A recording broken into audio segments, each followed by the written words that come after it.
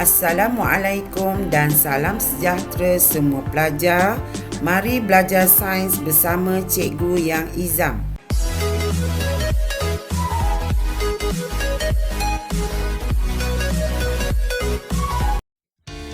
Kali ini Cikgu akan membuat perkongsian bab 6, sokongan, pergerakan dan pertumbuhan.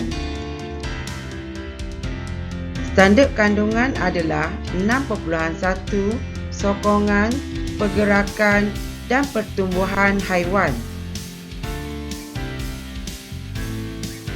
Standard pembelajaran adalah 6.1.1 iaitu menjelaskan dengan contoh jenis sokongan pada haiwan. Mari kita lihat jenis sokongan pada haiwan. Apakah sistem rangka ataupun sistem sokongan dalam haiwan? Rangka ialah sistem sokongan kepada semua jenis haiwan. Terdapat 3 jenis sokongan pada haiwan, iaitu rangka dalam, rangka luar dan juga rangka hidrostatik. Mari kita lihat contoh haiwan dan juga berkaitan dengan rangka satu persatu. Mulakan dengan rangka luar. Contohnya seperti lebah, kalajengking dan juga labah-labah.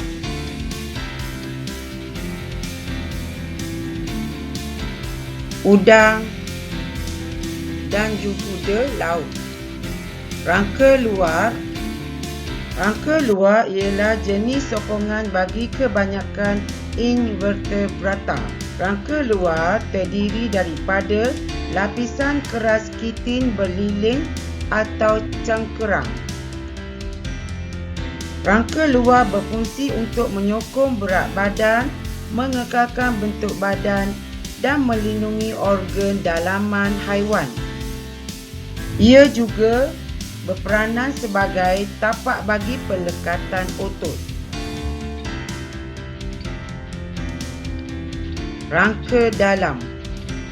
Contoh haiwan rangka dalam seperti dinosaur, semua jenis ikan dan juga kuda. Mari kita lihat apakah rangka dalam. Rangka dalam ialah jenis sokongan bagi semua vertebrata termasuk manusia. Rangka dalam terbina daripada tulang atau rawan. Rangka dalam berperanan menyokong berat badan, melindungi organ dalaman dan mengekalkan bentuk badan. Selain daripada itu, rangka dalam juga adalah asas bagi pautan otot untuk menggerakkan bahagian badan seperti tangan, kaki, kepala dan juga lain-lain.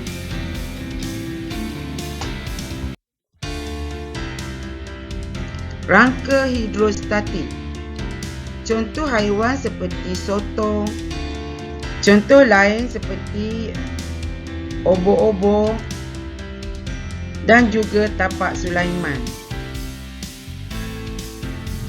Mari kita lihat apakah rangka hidrostatik. Setengah haiwan invertebrata yang berbadan lembut seperti cacing tidak mempunyai sebarang tulang di dalam badan. Haiwan-haiwan ini disokong oleh rangka hidrostatik.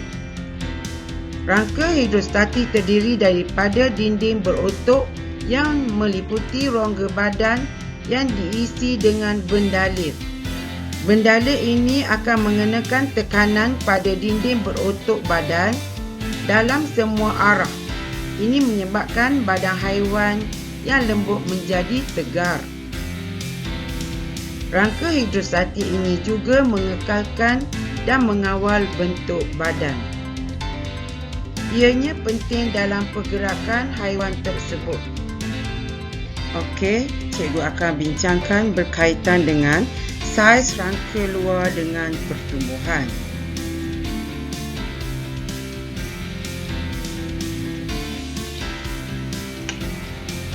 Pertumbuhan boleh diukur dan dilihat dengan membina graf unit pertumbuhan melawan masa. Graf ini dinamakan lengkung pertumbuhan. Unit pertumbuhan adalah seperti tinggi dalam sentimeter, isi padu dalam sentimeter kuasa 3, jisim segar dalam gram dan jisim kering dalam gram. Lengkung pertumbuhan yang terbentuk menunjukkan fasa-fasa pertumbuhan dan kadar pertumbuhan yang dialami oleh organisma. Lengkung pertumbuhan ini bagi semua organisma pada asalnya berbentuk sigmoid. Bentuk lengkung, cuma corak pertumbuhan berbeza mengikut jenis organisma. Tetapi lengkung pertumbuhan bagi haiwan dengan rangka luar adalah berbeza dan unik. Lengkung pertumbuhan haiwan dengan rangka luar seperti lipas dan belalang adalah berperingkat. Mari kita bincang selepas ini ya. Hal ini disebabkan rangka luar haiwan jenis ini terbina daripada kitin yang bersifat keras dan tidak boleh mengembang. Okey, dalam video cikgu ini, cikgu sertakan berkaitan dengan proses penanggalan kulit yang dikenali sebagai ekdisis. Sifat keras dan tidak boleh mengembang ini akan menghalang pertumbuhan haiwan yang mempunyai rangka luar seperti udang ya. Kumbang, ketam dan belalang. Bagi mengatasi masalah ini, haiwan ini akan meninggalkan rangka luar berulang kali sehingga mencapai peringkat dewasa. Proses penanggalan kulit ini yang dikenali sebagai ekdisis. Semasa proses ekdisis ini, rangka luar yang baharu dan lembut telah terbentuk di bawah rangka luar yang lama. Mari kita lihat lengkung pertumbuhan bagi haiwan berangka luar yang saya nyatakan tadi. Kita boleh melihat bahagian menegak menunjukkan pertumbuhan berlaku secara mendadak. Bahagian menegak.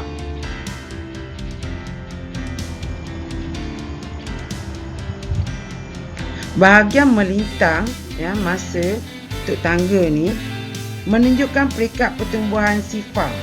Tiada pertumbuhan berlaku dan disebut instar, di mana rangka baharu yang lembut dibina di bawah rangka lama.